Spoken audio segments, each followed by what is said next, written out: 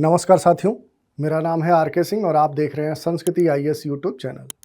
आज हम अपने इस एपिसोड में बात करेंगे प्रीलिम्स 2024 के करंट अफेयर्स रिवीजन की जो श्रृंखला चल रही है, उसी के संदर्भ में हम बात करने वाले हैं। अगर बात करें तो आपकी जो यूपीएससी की प्रारंभिक परीक्षा है, उसका जो डेट है वो अब एक्सटेंड हो चुका है और अब आपको पहले की अपेक्षा 20 दिन लगभग अतिरिक्त और मिलने वाले हैं। और अगर हम बात करें कि जो यूपीएससी की प्रारंभिक परीक्षा है, ये क्या है कि इसमें जो करंट अफेयर्स की जो भूमिका होती है वो बड़ा ही महत्वपूर्ण होती है। और बात करें कि करंट अफेयर्स तैयार किए बगैर इस परीक्षा को आप उत्तीर्ण नहीं कर सकते। और यही नहीं, जो करंट अफेयर्स है वो स्टैटिक पोर्शन के दृष्टिकोण से भी महत्वपूर्ण है, क्योंकि बहुत सारे ऐसे स्टैटिक सेक्शन हैं जो जिनके प्रश्न जो पूछे जाते हैं वो करंट अफेयर्स से जोड़कर पूछे जाते हैं। तो ये आपके लिए एक अवसर उत्पन्न हुआ है, यानी जो आपको 20 दिन अतिरिक्त और मिल गए हैं। और अब से क्या है कि लगभग 3 महीने का मोटा मोटी आपको समय मिल रहा है। इसमें क्या है कि आप अपने करंट अफेयर सेक्शन को पहले से और मजबूत और डेप्थ दे सकते हैं। और इसका परिणाम क्या होगा कि आपको आपकी आने वाली परीक्षा में देखने को मिल सकता है। इसी को ध्यान में रखते हुए जो संस्कृति आईएएस है वो क्या है कि करंट अफेयर्स रिवीजन प्रोग्राम लेके आई है, जिसमें क्या है कि जीएस पेपर 1 के अलग अलग खंडों से जुड़े हुए जो करंट के महत्वपूर्ण टॉपिक्स होंगे उनको अलग अलग एक्सपर्ट आपसे शेयर करेंगे, चर्चा करेंगे। उसी श्रृंखला में क्या है कि मैं भूगोल और पर्यावरण खंड के अंतर्गत जो एक वर्ष के महत्वपूर्ण टॉपिक्स होंगे उन पर हम चर्चा करेंगे और देखेंगे कि आखिर कौन से उनके महत्वपूर्ण पहलू हैं जो परीक्षा में पूछे जा सकते हैं। इसी को ध्यान में रखते हुए हम चर्चा करेंगे। हाँ, इसमें एक चीज़ हम करेंगे कि सबसे पहले क्या है कि हम पीछे से चलेंगे, यानी वर्ष 2023 से लेकर लगभग एक वर्ष के जो करंट होंगे उनकी चर्चा करेंगे। इसमें क्या है कि पहले हम अप्रैल माह के यानी वर्ष 2023 के अप्रैल, फिर मई, जून, जुलाई, अगस्त, सितंबर, अक्टूबर करते हुए, जब चूंकि जून में आपकी एग्ज़ाम पहले से क्या है कि प्रस्तावित हो चुका है, तिथि निर्धारित हो चुकी है, तो तब तक के करंट को हम क्या करेंगे, रिवाइज करेंगे। तो इसी श्रृंखला में क्या है कि आज हम इस एपिसोड में जो अप्रैल 2023 है उसके जो महत्वपूर्ण टॉपिक्स हैं उन पर हम चर्चा करेंगे और एक एक करके देख लेंगे कि आखिर वे कौन से टॉपिक हैं जो आपके लिए महत्वपूर्ण हैं। तो आज के एपिसोड में कुल हम 10 टॉपिक लेंगे और उन टॉपिक से जुड़े हुए जो महत्वपूर्ण इन्फॉर्मेशन होंगे उनकी तो चर्चा करेंगे ही, साथ ही क्या है कि उस पर कैसे प्रश्न पूछे जा सकते हैं उसका भी कह सकते हैं एक संक्षिप्त अवलोकन आपको हम दिखाएंगे। तो शुरू करते हैं। जैसे पहला जो टॉपिक है वो क्या है कि आपकी चक्रीय अर्थव्यवस्था से जुड़ा हुआ टॉपिक है, यानी जो साइक्लिक इकोनॉमी है इसी से जुड़ा हुआ प्रश्न पूछा गया है। अगर हम प्रश्न की बात करें कि इस टॉपिक पे कैसे प्रश्न बन सकता है, तो देखिए जो प्रश्न बनेगा वो कहेगा कि चक्रीय अर्थव्यवस्था के संबंध में निम्नलिखित कथनों पर विचार कीजिए। कुछ कथन दिए गए होंगे। जैसे अगर हम बात करें कि पहला जो कथन है वो कह रहा है कि चक्रीय अर्थव्यवस्था उत्पादन के साधन, संसाधनों के पुनः उपयोग और पुनर्चक्रण पर आधारित एक आर्थिक प्रणाली है। ये स्टेटमेंट दे दिया। दूसरा जो स्टेटमेंट है वो है चक्रीय अर्थव्यवस्था को बढ़ावा देने हेतु प्रत्येक 30 मार्च को अंतर्राष्ट्रीय शून्य अपशिष्ट दिवस मनाया जाता है। ये कथन है। तीसरा कथन है कि वर्ष 2023 के अंतर्राष्ट्रीय शून्य अपशिष्ट दिवस की जो थीम थी, अगर इसके थीम की बात करें तो वो थी अपशिष्ट में कमी करने और उसके प्रबंधन के लिए संधारणी तथा पर्यावरण की दृष्टि से अनुकूल पद्धतियों को प्राप्त करना। तो ये 3 कथन दिए गए थे। इससे जुड़े हुए ये प्रश्न पूछ सकता है कि इनमें से कौन से कथन सही है, कौन से कथन गलत है। तो देखिए, जब भी आपका प्रश्न पूछेगा किसी खास टॉपिक से, जैसे अगर हम बात करें कि ये चक्रीय अर्थव्यवस्था से संबंधित जोड़कर अगर प्रश्न पूछ रहा है तो किसी न किसी कारण से ये न्यूज में बना हुआ होगा। जैसे अगर हम बात करें कि ये जो चक्रीय अर्थव्यवस्था है ये क्यों न्यूज में बना है, तो अगर हम बात करें तो जो संयुक्त राष्ट्र पर्यावरण कार्यक्रम है और जो संयुक्त राष्ट्र मानव आवास कार्यक्रम है, इसके द्वारा 30 मार्च 2023 को पहला अंतर्राष्ट्रीय शून्य अपशिष्ट दिवस मनाया गया। और इस कारण से क्या है कि ये चर्चा में बना हुआ था और इसी में इसका जो थीम रखा गया वो था अपशिष्टों में कमी करने और उसके प्रबंधन के लिए जो संधारणी है, जो सस्टेनेबल है तथा पर्यावरण की दृष्टि से अनुकूलन पद्धतियों को प्राप्त करना, एडॉप्ट करना, ये इसकी थीम थी। इसी से जुड़ा हुआ ये प्रश्न पूछ लिया। हाँ, इसमें हम ये भी कहेंगे कि जब भी आप किसी टॉपिक को पढ़िए, जैसे जैसे हम ये टॉपिक दे रहे हैं कि ये टॉपिक था, तो उसमें क्या करिए कि आप एक फ्लो चार्ट बना लीजिए। जैसे ही आपके सामने दिया गया है, तो इसमें क्या है कि ये न्यूज क्यों चर्चा में थी, इसकी थीम क्या थी, चक्रीय अर्थव्यवस्था होती क्या है। अगर स्टैटिक से जुड़ा हुआ प्रश्न पूछेगा तो ये भी आपसे पूछ सकता है, और इसके मुख्य लक्ष्य क्या है, और ये जो पूरा चक्रीय अर्थव्यवस्था है इसके उद्देश्य क्या है। तो इस तरह से क्या है कि किसी भी करंट को अगर आप तोड़ के अपना नोट्स बना लेते हैं, तो आपको अपनी परीक्षा से पहले अगर एक नज़र इस पर डाल लेंगे तो ये सारे करंट आपके तैयार होंगे। अब देखिए, इसी करंट को हम थोड़ा सा देख लेते हैं कि कैसे आपको अपना नोट्स तैयार करना है, या फिर कैसे किसी भी रिवीजन को ध्यान में रखते हुए कंटेंट को तैयार करना है। तो जैसे ये क्या है कि चक्रीय अर्थव्यवस्था, इसी से जुड़ा हुआ ये न्यूज आया था, क्यों चर्चा में था, तो संयुक्त राष्ट्र पर्यावरण कार्यक्रम और संयुक्त राष्ट्र जो मानव आवास कार्यक्रम है, इसके द्वारा क्या है कि मार्च 2023 को पहला अंतर्राष्ट्रीय शून्य अपशिष्ट दिवस मनाया गया। इस कारण से ये चर्चा में था। इसके सामने ये थीम है कि अपशिष्ट में कमी करने और उसके प्रबंधन के लिए क्या है कि संधारणीय दृष्टि से क्या है कि अनुकूलन जो पद्धतियां हैं उनको प्राप्त करना। और इसी के क्या है कि अगर चक्रीय अर्थव्यवस्था की हम बात करें तो ये क्या है कि उत्पादन के जो साधन हैं, जो संसाधन हैं, उनके पुनः उपयोग, उनके पुनर्चक्रण पर क्या है कि ये आधारित एक आर्थिक प्रणाली है। इसमें क्या है, अगर इसके लक्ष्य की बात करें तो संसाधनों की चक्रीयता को क्या करना है, सुनिश्चित करना ही इसका मूल लक्ष्य होता है। और अगर इसके उद्देश्य की बात करें तो जो विभिन्न वेस्ट होते हैं उनके उत्पन्न होने की जो मात्रा है उसको कम करना, उसकी संभावना अगर इस प्रकार की है उसको हतोत्साहित करना, या ये भी कह सकते हैं कि जो चक्रीय अर्थव्यवस्था है ये विभिन्न सामाजिक बदलावों को बढ़ावा देती है। तो इस तरह से क्या है कि आप देख सकते हैं कि जो चक्रीय अर्थव्यवस्था है, आखिर इससे जुड़े हुए कौन से पहलू हैं जो आपके लिए महत्वपूर्ण है। तो जैसे आपने प्रश्न देखा था, तो इसी से जुड़े हुए ये प्रश्न थे। तो आप देख सकते हैं कि कैसे आपको टॉपिक तैयार करना है, उसके कौन से महत्वपूर्ण पहलू है, उस पर कैसे नोट्स बनाना है, और कैसे आपको एग्जाम में जाकर उसको हल करना है। अगला टॉपिक देख लेते हैं।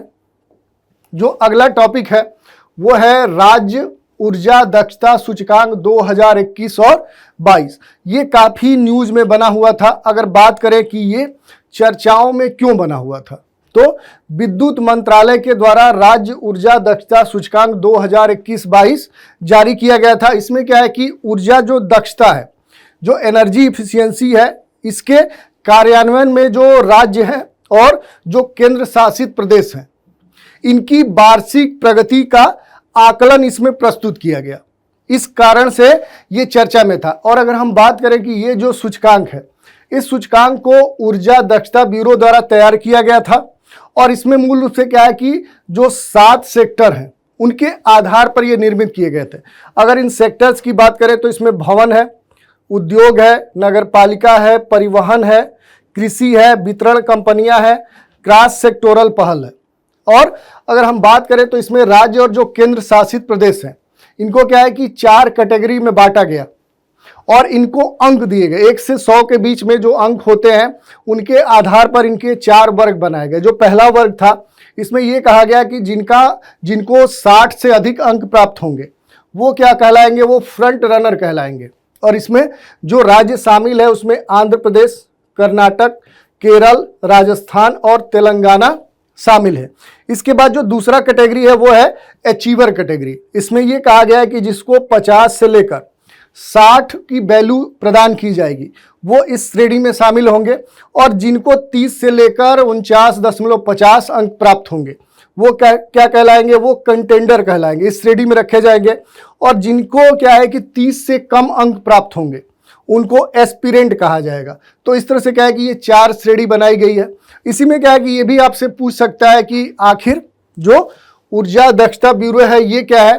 तो ये क्या है कि ऊर्जा संरक्षण अधिनियम 2001 के अंतर्गत गठित एक क्या है कि सांविधिक निकाय है। और अगर इसके उद्देश्यों की बात करें तो मूल रूप से क्या है कि भारतीय अर्थव्यवस्था की जो ऊर्जा तीव्रता है उसको कम करना इसका मूल उद्देश्य है। तो इसी से संबंधित क्या है कि ये कुछ महत्वपूर्ण पहलू थे। अब इसी पर क्या करेगा कि आपसे प्रश्न पूछ लेगा। जैसे कहेगा कि हाल ही में जारी राज्य ऊर्जा दक्षता सूचकांक 2021-22 से संबंधित दिए गए जो कथन है वो दिए गए हैं और पूछेगा कि इनमें से कौन से सही हैं। जैसे पहला स्टेटमेंट कह रहा है कि ये जो सूचकांक है ये ऊर्जा दक्षता के कार्यान्वयन में राज्य और केंद्र शासित प्रदेशों की वार्षिक प्रगति का आकलन करता है। तो पहले ही हमने बताया कि विद्युत मंत्रालय के द्वारा जो राज्य ऊर्जा दक्षता सूचकांक जारी किया गया, इसमें क्या है कि ऊर्जा दक्षता के कार्यान्वयन के लिए जो राज्य हैं, जो केंद्र शासित प्रदेश है, उनका क्या किया जाएगा कि एक वार्षिक प्रगति का आकलन किया जाएगा। तो ये क्या है कि ये सही हो गया कथन। दूसरा क्या है, इसे 7 क्षेत्रकों के माध्यम से तैयार किया जाता है। जैसे हमने बताया कि भवन, उद्योग, नगरपालिका, परिवहन, कृषि, जो वितरण कंपनियां हैं, क्रॉस सेक्टोरल जो पहल है, उनके अंतर्गत क्या है कि इसको तैयार किया गया। तो ये दोनों कथन क्या हो गए, सही हो गए। तो इस तरह से प्रश्न आपके पूछे जाएंगे। अगला टॉपिक देख लेते हैं। अगला जो टॉपिक है वो है जल निकायों की पहली गणना। अगर हम बात करें कि आखिर ये क्यों चर्चा में बना हुआ है, तो 23 मार्च 2023 को भारत का या भारत सरकार का जो जल शक्ति मंत्रालय है, इसने पहली जल निकायों की गणना रिपोर्ट जारी की है। इस कारण से क्या है कि जो जल निकाय हैं ये चर्चा में बने हुए। अगर हम बात करें कि आखिर जो जल शक्ति मंत्रालय है ये गणना क्यों करवाया, इसके पीछे उद्देश्य क्या थे, तो देश के जो सभी जल निकाय हैं उनके हेतु एक राष्ट्रीय डेटाबेस तैयार करना इसका मूल उद्देश्य था। और इस डेटाबेस में क्या है कि जल निकायों के जो विभिन्न आकार हैं, उनकी जो अवस्थिति है, उनके द्वारा कितना क्षेत्र का अतिक्रमण किया गया है, इनका उपयोग क्या है, इनकी भंडारण क्षमता क्या है, इन सारी बातों की जानकारी इसमें दी गई है। और अगर हम बात करें कि जो जल निकाय है इनकी जो गणना है, इससे जुड़े हुए जो कुछ महत्वपूर्ण बातें हैं वो भी आपको देख लेना है। जैसे अगर हम बात करें तो इसकी शुरुआत क्या है कि केंद्र प्रायोजित जो योजना है इरिगेशन सेंसस, उसी के अंतर्गत शुरू की गई थी। और जल निकायों में क्या है कि जो प्राकृतिक जल निकाय है और जो मानव निर्मित जल निकाय है, इन दोनों को शामिल किया गया है। और अगर बात करें इनके उपयोग की, तो इनका उपयोग क्या है कि सिंचाई, और सिंचाई के साथ ही क्या है कि जो अन्य उद्देश्य हैं उनमें इनका उपयोग किया जाएगा। इस गणना में देश के लगभग 24.24 लाख जलाशयों की गणना की गई है। और इसमें क्या है कि विभिन्न जो ग्रामीण, शहरी या जो अन्य क्षेत्र में जो जल निकाय हैं उनके बारे में बहुत सारी बातें कही गई हैं। जैसे अगर हम बात करें कि सर्वाधिक जो जल निकाय है ये पश्चिम बंगाल, उत्तर प्रदेश और आंध्र प्रदेश में अवस्थित है। और सबसे कम जल निकाय जो राज्य हैं वो है सिक्किम, चंडीगढ़ और दिल्ली। तो इस तरह से भी क्या है कि बहुत सारे प्रश्न पूछे जा सकते हैं, या फिर प्रतिशत के आधार पर पूछे जा सकते हैं कि अपने देश में कितने प्रतिशत जल निकाय मानव निर्मित है और कितने प्राकृतिक है। तो अगर हम बात करें मानव निर्मित, तो 78% मानव निर्मित जल निकाय है। तो ऐसे बहुत सारे प्रश्न आपसे पूछे जा सकते हैं। और इनसे जुड़े हुए क्या है कि आपके प्रश्न बन सकते हैं कि जल निकाय, या कह सकते हैं कि ये जो जल निकायों की गणना जल शक्ति मंत्रालय ने की है उससे संबंधित बहुत सारे कथन बनेंगे। जैसे अगर इस प्रश्न की बात करें, ये कह रहा है निम्नलिखित कथनों पर विचार कीजिए। पहला स्टेटमेंट है कि अप्रैल 2023 में भारत के जल शक्ति मंत्रालय ने पहली जल निकायों की गणना रिपोर्ट जारी की है। तो ये स्टेटमेंट क्या हुआ, ये सही हुआ। दूसरा स्टेटमेंट क्या है कि इस गणना का जो उद्देश्य है वो देश के सभी जल निकायों हेतु एक राष्ट्रीय डेटाबेस तैयार करना। तो ये भी क्या है कि ये सही है। और तीसरा कह रहा है कि भारत में सर्वाधिक जो जल निकाय है वो सिक्किम, चंडीगढ़, दिल्ली क्षेत्र में। तो देखिए सर्वाधिक नहीं है, जो सबसे कम है, यानी यहां पर अगर सबसे कम होता तो ये सही होता। तो ये क्या है कि ये स्टेटमेंट गलत हुआ। इस आधार पर अगर हम कहेंगे कि इसमें से कौन से कथन सही नहीं है, तो केवल एक कथन सही नहीं है, यानी तीसरा कथन सही नहीं है। तो इस तरह से आपके प्रश्न बनते हैं। अगला प्रश्न देख लेते हैं। और प्रश्न देखने से पहले क्या है कि इसका टॉपिक देख लेते हैं। जैसे ये जो टॉपिक है ये क्या है कि इको सेंसिटिव जोन से संबंधित टॉपिक है और ये काफी चर्चा में बना हुआ था। अगर हम बात करें कि ये क्यों चर्चा में बना हुआ था, तो उच्चतम न्यायालय ने जो संरक्षित वन क्षेत्र हैं उनके आसपास जो पारिस्थितिकी रूप से जो संवेदनशील क्षेत्र हैं उनसे संबंधित कुछ दिशा निर्देश जारी किया था। इसमें यह कहा था कि जो इको सेंसिटिव जोन है ये पूरे देश में एक समान लागू नहीं हो सकते और ये क्यों नहीं होते? क्योंकि ये संरक्षित क्षेत्र है, इनकी अपनी विशेषता या विशिष्ट पहचान होनी चाहिए, उसी आधार पर ये लागू किए जाएंगे। और अगर हम बात करें कि इसके संबंध में जो उच्चतम न्यायालय है, इसके कुछ खास दिशा निर्देश जारी किए गए थे। अगर उनकी हम बात करें तो संरक्षित क्षेत्रों के भीतर या इनके 1 किलोमीटर के दायरे में क्या है कि खनन जो गतिविधि है, जो माइनिंग एक्टिविटी है, उसकी अनुमति नहीं दी जाएगी, ये सुप्रीम कोर्ट ने कहा था। दूसरी जो बात थी वो थी कि इको सेंसिटिव जो जोन्स हैं, इनके भीतर विकासात्मक गतिविधियों के लिए केंद्रीय पर्यावरण, वन और जलवायु परिवर्तन मंत्रालय के वर्ष 2011 के जो दिशा निर्देश हैं, जो गाइडलाइंस हैं, उनका पालन करना अनिवार्य है। तो ये क्या है कि ये आपके लिए काफ़ी महत्वपूर्ण है। इसी के साथ अगर हम बात कर लें कि सामान्य तौर पे इको सेंसिटिव जोन होते क्या है, तो ये क्या है कि ये संरक्षित क्षेत्र है।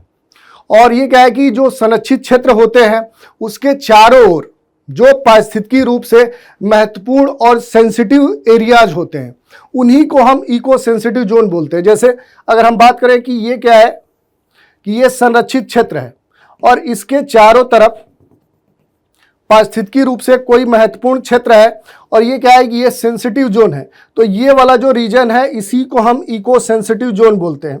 और ये क्या करता है, अगर इसके महत्व की बात करें या इसके भूमिका की बात करें, तो यह क्या करता है कि जो संरक्षित क्षेत्र है, यानी ये वाला जो रीजन है, इसको क्या करता है कि ये एक सहनशीलता प्रदान करता है, या उसके लिए क्या है कि एक स्थिति प्रदान करता है कि जो इसके बाहर की एक्टिविटी है उनका कम से कम इस पर प्रभाव पड़े। यानी कह सकते हैं कि जो भी संरक्षित क्षेत्र है उनके आसपास जो भी शहरीकरण की प्रक्रिया हो रही है या अन्य जो विकासात्मक प्रक्रियाएं हो रही है, उनका कम से कम प्रभाव संरक्षित क्षेत्र पर पड़े। इसके लिए क्या है कि जो इको सेंसिटिव जोन है ये शॉक एब्जॉर्बर का काम करता है, यानी जो बाहर की गतिविधियों के जो प्रभाव है उनको अवशोषित कर लेता है। और यही नहीं, जो मानव और वन्य जीव है, यानी जो ये संरक्षित क्षेत्र है इसमें जो वन्य जीव है और जो इसके बाहर का जो क्षेत्र है जहां ह्यूमन है, इनके बीच में जो कह सकते हैं कि जो संघर्ष होते हैं, यानी कि मानव और वन्य जीव के बीच जो संघर्ष है उसको भी क्या करता है कि इको सेंसिटिव जोन कम करता है। तो इस तरह के क्या है कि ये इंफॉर्मेशन थे इको सेंसिटिव जोन से जुड़े हुए, जो आपकी परीक्षा में पूछे जा सकते हैं। और अगर इसकी हम बात करें तो अगर इस पर प्रश्न बनता है तो वो किस प्रकार से बन सकता है, तो पारिस्थितिकी रूप से संवेदनशील क्षेत्र इको सेंसिटिव जोन के संदर्भ में निम्नलिखित कथनों पर विचार कीजिए। पहला कथन है कि जो इको सेंसिटिव जोन है इसकी जो अधिसूचना है वो पर्यावरण संरक्षण अधिनियम 1986 के तहत जारी की जाती है। दूसरा जो कथन है वो कह रहा है कि जो इको सेंसिटिव जोन्स हैं इनके भीतर विकासात्मक गतिविधियों के लिए केंद्रीय पर्यावरण, वन, जलवायु परिवर्तन मंत्रालय के वर्ष 2011 के जो दिशा निर्देश हैं उनका पालन करना अनिवार्य है। तीसरा जो कथन है ये कह रहा है कि उच्चतम न्यायालय के आदेश के अनुसार संरक्षित क्षेत्रों के भीतर या इनके 1 किलोमीटर दायरे में खनन गतिविधियों की अनुमति प्रदान की जा सकती है। तो देखिए, पहला और दूसरा जो कथन है वो सही है, लेकिन ये क्या है कि इसमें अनुमति प्रदान नहीं की गई है, तो इस कारण से जो तीसरा कथन है वो गलत है। तो इसमें क्या है कि अगर पूछ दे कि कौन से या कितने कथन सही हैं, तो पहला और दूसरा यानी 2 कथन सही है और 1 कथन गलत है। तो इस तरह से क्या है कि इको सेंसिटिव जोन पर आपसे प्रश्न बन सकते हैं। अगला टॉपिक देख लेते हैं। ये कह रहा है प्रोसोपिस चिलेंसिस, ये चर्चा में आया था, तो इससे भी जुड़े हुए प्रश्न आपके बन सकते हैं। तो सबसे पहले तो ये देखना होगा कि आखिर ये क्यों चर्चा में था। ये चर्चा में था जो मन्नार की खाड़ी है वहां पर एक अध्ययन किया गया और वहां देखा गया कि जो देसी वनस्पति है और वहां पर जो जैव विविधता बायोडाइवर्सिटी है उसको एक विदेशी आक्रामक प्रजाति जिसको प्रोसोपिस चिलेंसिस कहा गया उससे खतरा महसूस किया गया। ये एक रिपोर्ट आई। और अगर हम बात करें कि आखिर ये जो प्रोसोपिस चिलेंसिस है क्या, तो ये क्या है कि एक विदेशी वृक्ष है, या कह सकते हैं कि विदेशी वृक्ष की एक आक्रामक प्रजाति है। तो इस रूप में इसको परिभाषित किया गया है। अब इसके कुछ अन्य लक्षणों की अगर हम बात करें तो मूल रूप से क्या है कि यह शुष्क क्षेत्रों का, ड्राई रीजन का एक सूखा प्रतिरोधी क्या है वृक्ष है। ये फलीदार वृक्ष है और ये क्या है कि 12 मीटर की ऊंचाई तक बढ़ता है। इसका अगर व्यास की बात करें कि ये कितना मोटा है, तो ये इसका जो व्यास होगा वो 1 मीटर व्यास तक बढ़ सकता है, यानी 1 मीटर व्यास के मोटाई तक ये वृद्धि करता है। और अगर हम बात करें कि विश्व में ये कहाँ देखने को मिलते हैं या मूल रूप से ये कहाँ पाए जाते हैं, तो दक्षिण अमेरिका, साउथ अमेरिका महाद्वीप के अलग अलग जो देश हैं जैसे अर्जेंटीना, बोलीविया, चिली, पेरू में ये वृक्ष पाए जाते हैं। और इसको एक अन्य नाम से भी जाना जाता है, जो दूसरा इसका नाम है वो है चिली मेस्काइट। ये भी आपसे पूछ सकता है कि आखिर चिली मेस्काइट है क्या, तो इससे जुड़े हुए ये तथ्य है। अब इसी में जैसे उल्लेख आया है कि मन्नार की खाड़ी, तो ये भी आपसे पूछ सकता है। तो ये क्या है कि इसको बायोस्फीयर रिजर्व बनाया गया था और ये भारत का पहला समुद्री बायोस्फीयर रिजर्व है।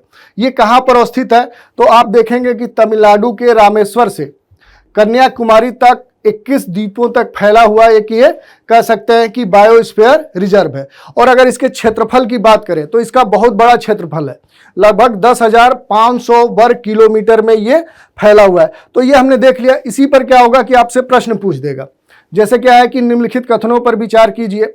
हाल ही में जारी एक अध्ययन के अनुसार मन्नार की खाड़ी में देसी वनस्पति और जैव विविधता को प्रोसोपिस चिलेंसिस से खतरा होने की बात कही गई है। तो पहले हमने बताया ये स्टेटमेंट सही हो गया। दूसरा स्टेटमेंट है प्रोसोपिस चिलेंसिस विदेशी वृक्ष की एक आक्रामक प्रजाति है, ये भी सही हुआ।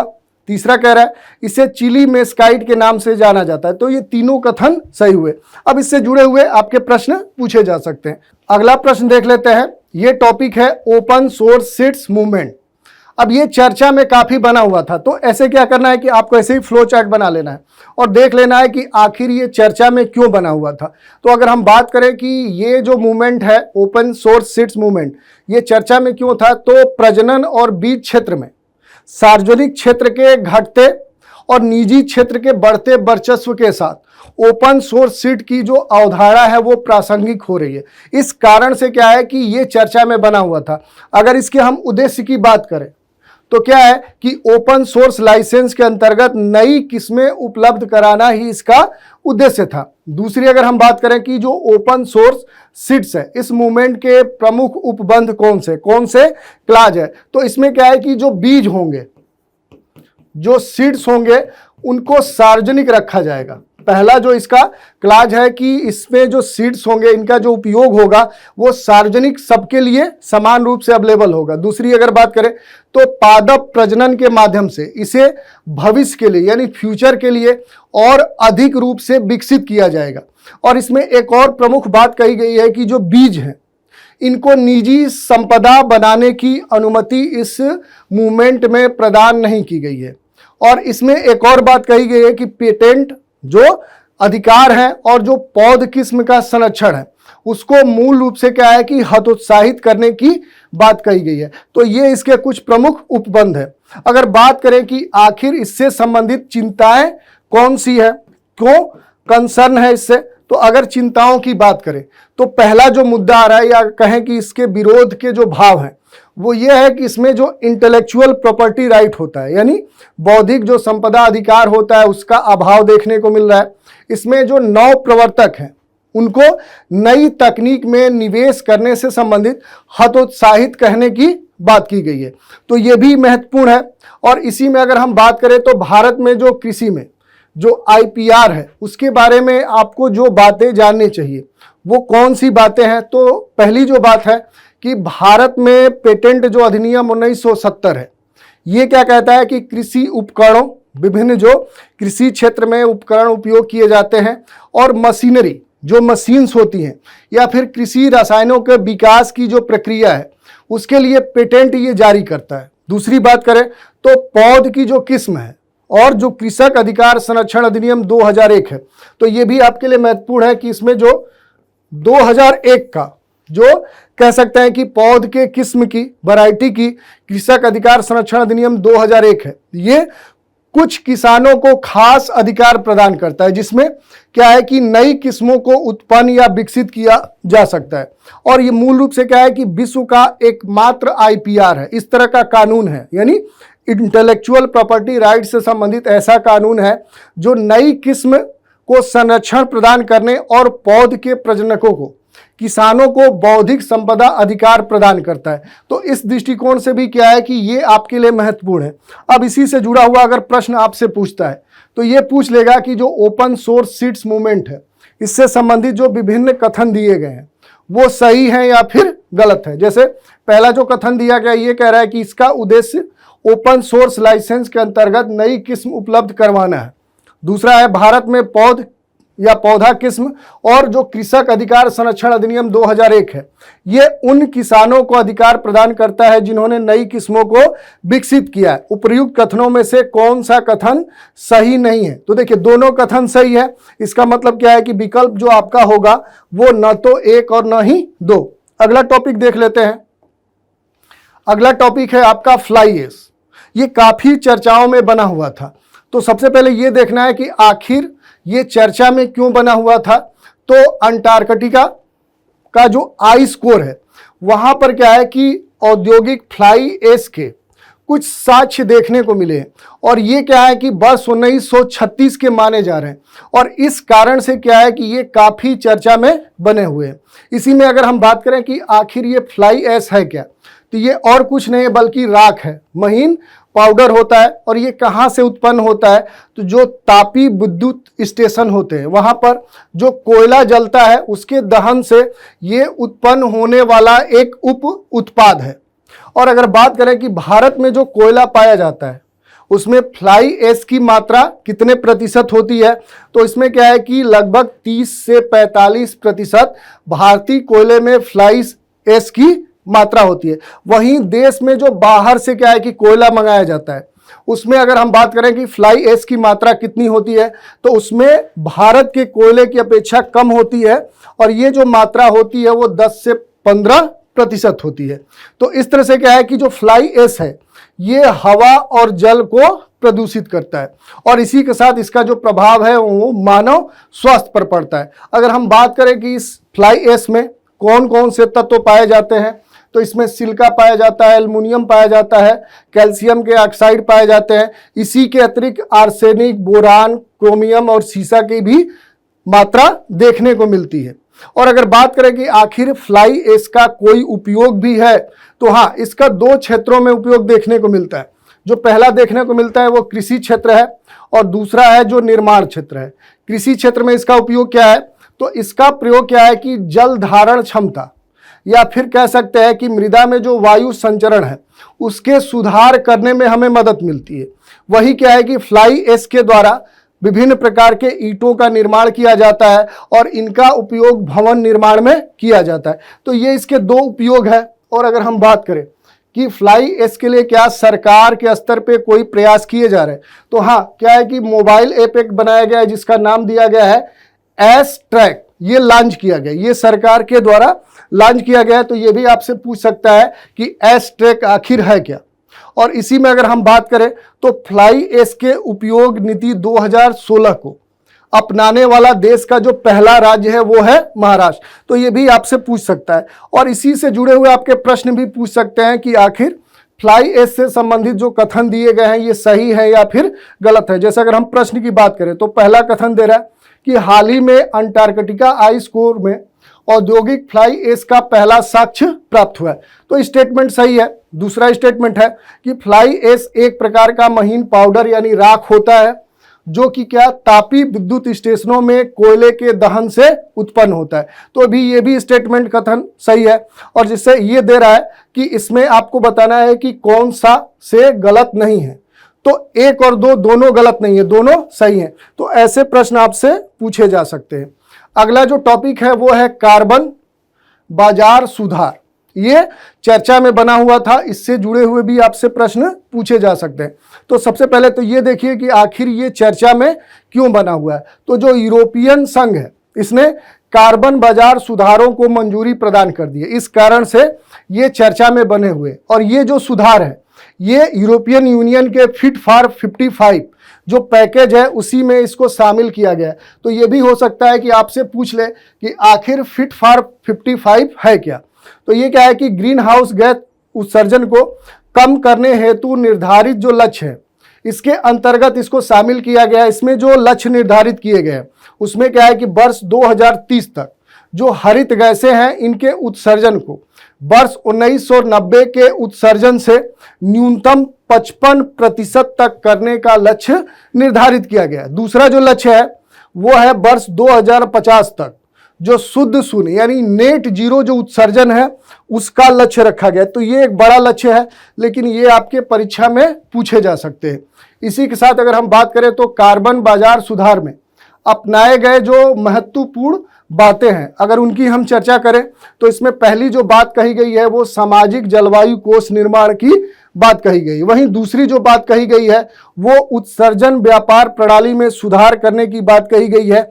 और ये कहा गया है कि यूरोपीय जो उद्योग है और जो ऊर्जा कंपनियां हैं उनको वर्ष 2030 तक उत्सर्जन में 62% की कमी करनी होगी और कार्बन सीमा संयोजन तंत्र के निर्माण करने की भी बात कही गई। यही नहीं, इसमें कार्बन प्रमाण पत्र खरीदना भी अनिवार्य कर दिया गया। अगर हम बात करें कि जो कार्बन बाजार सुधार है आखिर इसका विरोध क्यों हो रहा है, बड़े स्तर पे इसका विरोध हो रहा है, तो उसके भी कुछ कारण हो सकते हैं। उनको अगर आप देखेंगे तो बाजार प्रभावित होने की संभावना व्यक्त की गई है। दूसरी जो बात कही गई है कि ग्लोबल साउथ के लिए क्या है कि आर्थिक जोखिम उत्पन्न होने की संभावना है।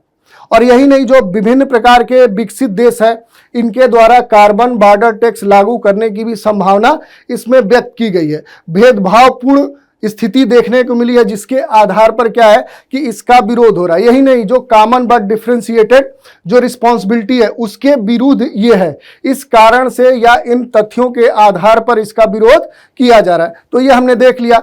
इससे संबंधित आपके प्रश्न भी पूछे जा सकते हैं। जैसे प्रश्न की अगर हम बात करें तो प्रश्न जो आपसे पूछेगा ये पूछेगा कि यूरोपीय संघ के कार्बन बाजार सुधार के संदर्भ में दिए गए कथनों पर विचार कीजिए, इनमें से कौन से कथन सही हैं या फिर गलत हैं। तो जो आपने पढ़ा उसी से जुड़े हुए प्रश्न आपके पूछे जा सकते हैं। अब हम बात कर लेते हैं कि जो मिशन 50 के EV4 इको है आखिर ये क्या है, ये क्यों चर्चाओं में बना हुआ था। तो भारतीय लघु उद्योग विकास बैंक के द्वारा मिशन 50 के EV4 इको ये क्या है कि पायलट प्रोजेक्ट शुरू किया गया। ये किससे संबंधित है, अगर इसके उद्देश्यों की बात करें तो भारत में जो इलेक्ट्रिक व्हीकल्स हैं, जो वाहन हैं, उनके लिए एक मजबूत इकोसिस्टम बनाना इसका उद्देश्य है। और इसी के साथ अगर इस मिशन की बात करें यानी जो 50 के EV4 इको है, ये जो मिशन है इसकी अगर हम बात करें तो इलेक्ट्रिक व्हीकल की खरीद का वित्त पोषण किया जाएगा। इसके लिए क्या है कि सूक्ष्म लघु और मध्यम उद्यमों तथा गैर बैंकिंग जो वित्तीय कंपनियां हैं उनको प्रत्यक्ष और अप्रत्यक्ष ऋण के माध्यम से इनको वित्त पोषित किया जाएगा। और यही नहीं, यह जो मिशन है ये सिडबी विश्व बैंक के इवॉल्व कार्यक्रम के अग्रदूत के रूप में भी देखा जा रहा है। और अगर बात करें कि भारतीय जो लघु उद्योग विकास बैंक है आखिर ये क्या है, क्योंकि इसके बारे में भी आपसे प्रश्न पूछ सकता है। तो मूल रूप से क्या है कि एक वैधानिक निकाय है। इसकी जो स्थापना हुई थी वो वर्ष 1990 में वित्त मंत्रालय के अंतर्गत की गई थी।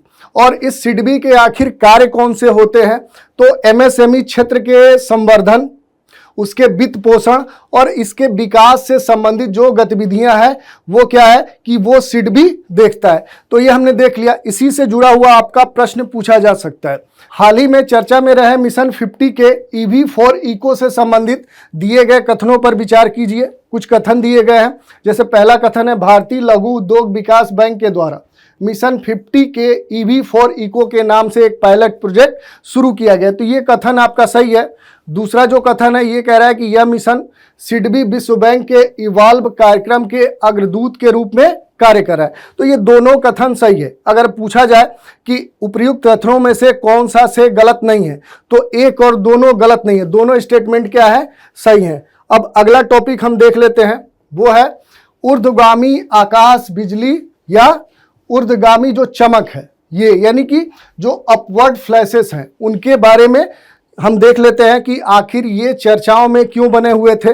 तो ब्राजील के जो शोधकर्ता थे, जो रिसर्च करने वाले थे, उन्होंने ऊर्ध्वगामी आकाशीय बिजली की फोटो लेने में सफलता प्राप्त की। इस कारण से ये चर्चा में बने हुए हैं।